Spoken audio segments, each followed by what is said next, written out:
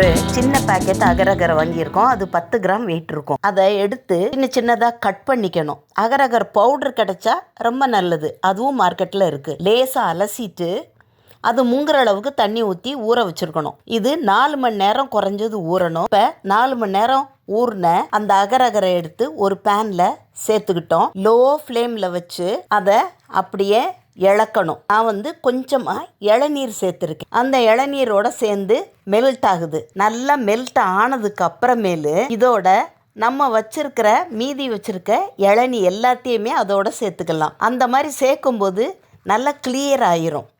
இப்போ சுகர் சேர்த்துருக்கோம். எவ்வளவு வேணுமோ அந்த அளவுக்கு சுகர் சேர்த்துருக்கோம்.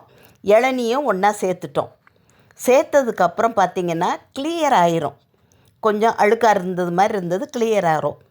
நல்லா மெல்ட் ஆனதுக்கப்புறம் ஒரு வடிகட்டியை வச்சு ஒரு கிளாஸு இல்லைன்னா போர்சலைன் பிளேட்டில் தட்டையாக இருக்கணும், அதில் வடிகட்டிக்கிறோம்.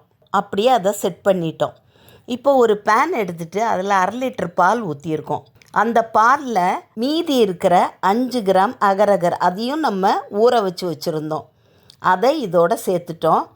இப்போ நம்ம வச்சுருந்தது இளநீ ஊற்றி செட் பண்ணோம்ல, அது நல்லா செட் ஆயிருச்சு.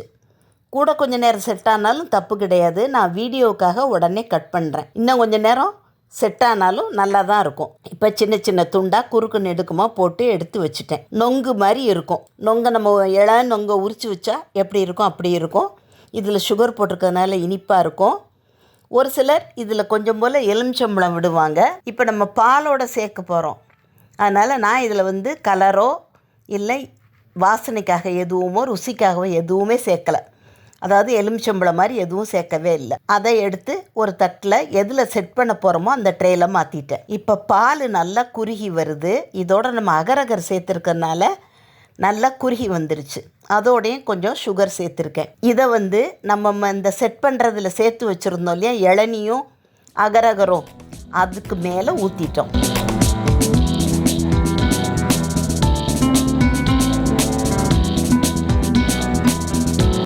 கொஞ்ச நேரம் வெளியே வச்சுட்டு, அதை ரொம்ப சூடாக வைக்க முடியாதுல்ல, ஃப்ரிட்ஜில் வச்சுட்டிங்கன்னா செட் ஆனதுக்கப்புறம் எடுக்கணும். இது எப்படியும் கொஞ்சம் நேரம் எடுத்துக்கிறோம்.